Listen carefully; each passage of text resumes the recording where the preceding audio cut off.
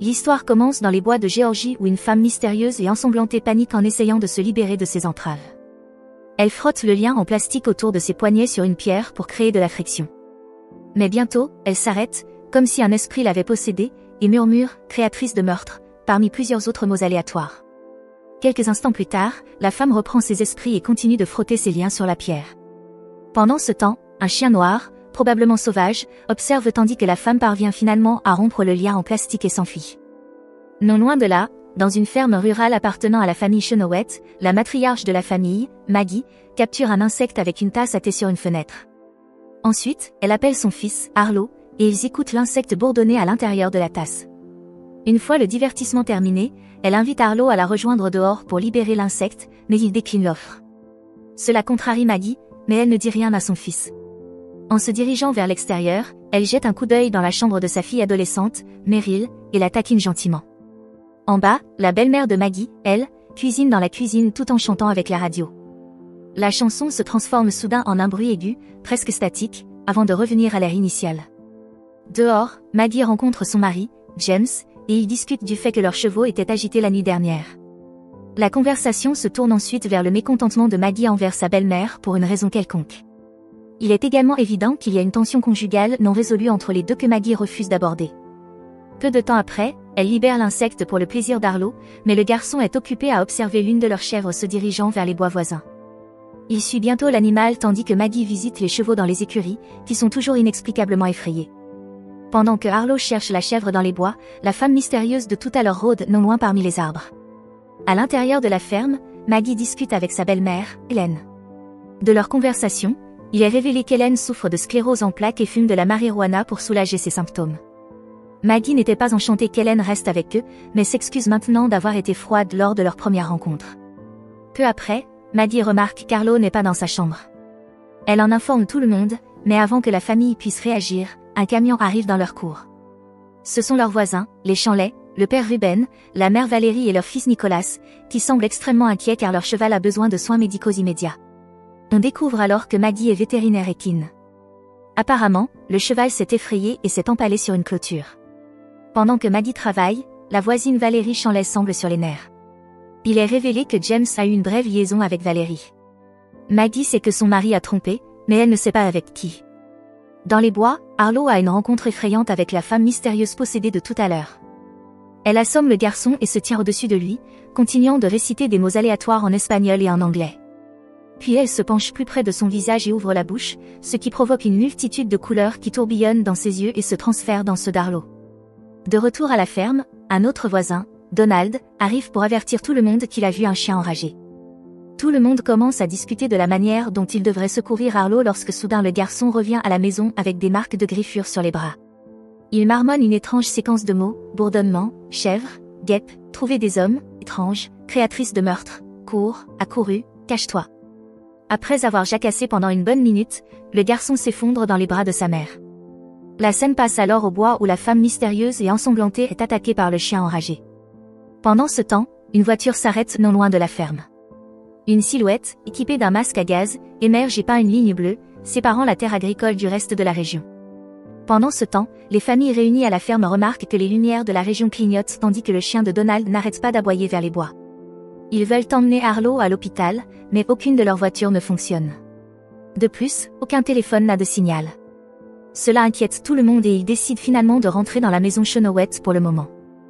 Mais Donald souligne que quelqu'un a blessé Arlo, alors il part à la recherche de cette personne avant qu'elle ne puisse s'échapper. Dans la salle de bain, Arlo se sent mieux et parle normalement pour le moment. Ses blessures sont légères et il ne se souvient pas de ce qui s'est passé. Mais soudain, il dit qu'ils doivent partir et recommence à répéter les mots étranges, créatrice de meurtre. Arlo tente alors de s'enfuir mais heurte Nicolas Chanley, qui se cogne la tête. Cela donne à Maggie l'occasion de maîtriser l'enfant jusqu'à ce qu'il redevienne normal. Pendant ce temps, James et Ruben Chanley sellent 2 chevaux pour aller en ville chercher de l'aide lorsqu'ils aperçoivent une voiture avec les phares allumés sur la route. Ils courent vers elle et rencontrent l'homme masqué, qui leur fait signe de s'arrêter avant de pointer du doigt la ligne bleue tracée au sol.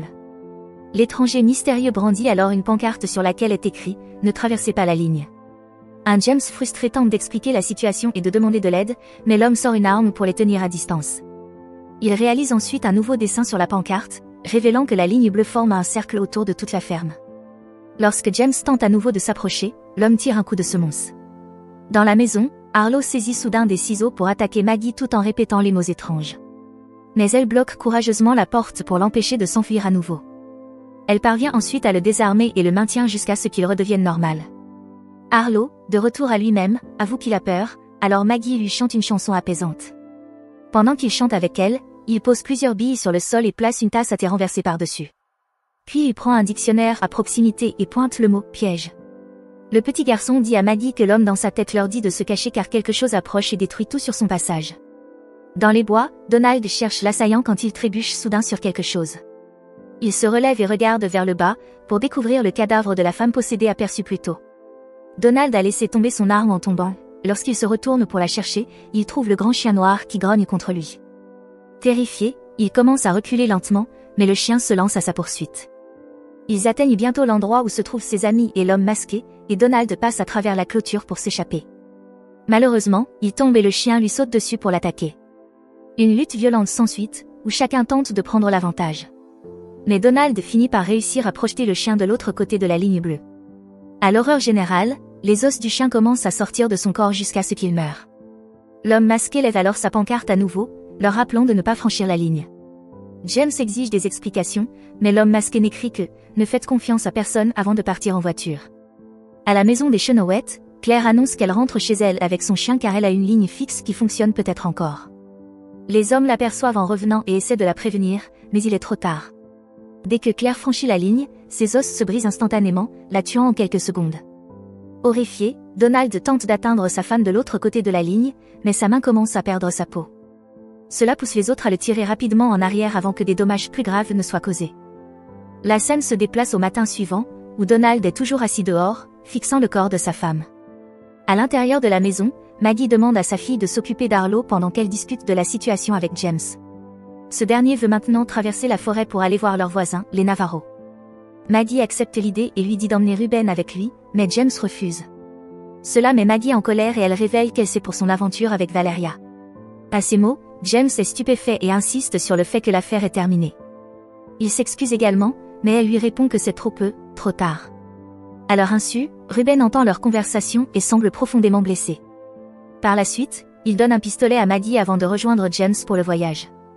Ils partent à cheval, après seulement quelques minutes de route, ils trouvent un serpent qui a franchi la ligne et est mort d'une manière atroce. Pendant ce temps, Maggie emmène Donald à l'intérieur de la maison tandis que les autres femmes recouvrent le corps de sa femme avec une couverture. Maggie soigne ensuite sa blessure et lui injecte un médicament conçu pour les animaux. Cela le soulage légèrement et il finit par lui parler du cadavre dans la forêt. Dans les chambres à l'étage, Meryl et Nicholas trouvent Harlow en train d'apprendre des mots dans un dictionnaire. Ils lui demandent qui il est, et le petit garçon répond qu'il est le messager. Il ajoute sinistrement que le vrai Harlow est endormi et se repose. Alors qu'il continue de parler, il affirme qu'ils sont piégés et attrape soudainement la main de Meryl. Il la tire vers lui, insistant sur le fait qu'ils doivent tous se cacher ou mourir.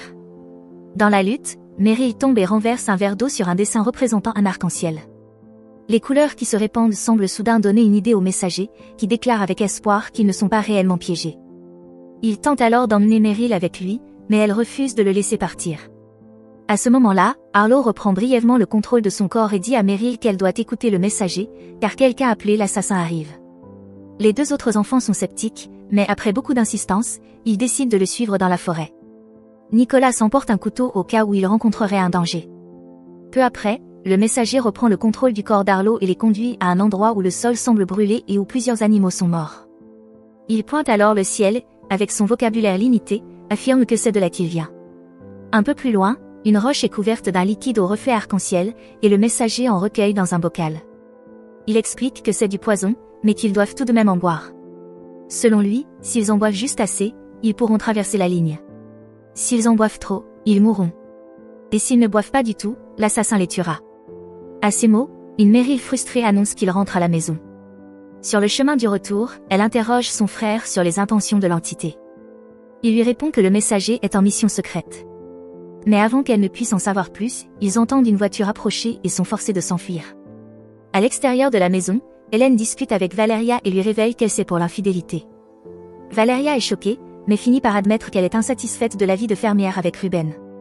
À ce moment-là, elle voit une camionnette s'arrêter à proximité. Un homme blond vêtu d'un gilet pare-balles en descend. Ignorant les avertissements des femmes, il franchit la ligne bleue. Il déclare alors avec audace qu'entrer est la partie facile, mais que sortir est le véritable problème. Pendant ce temps, Ruben et James arrivent à la maison des Navarro et se séparent pour fouiller la zone. Ruben tombe rapidement sur des chiens qui fixent la porte du silo voisin et les chassent avant d'y entrer. James, quant à lui, trouve les cadavres des voisins. Il entre ensuite dans la maison, où il découvre un autre corps. Soudain, il entend un bruit provenant du sous-sol, et lorsqu'il pose le pied sur les marches, quelqu'un l'attrape et l'entraîne vers le bas. Au même moment, Maggie s'enfonce dans la forêt pour retrouver le cadavre dont Donald lui a parlé. Elle reconnaît alors la femme, c'est Carmen Navarro.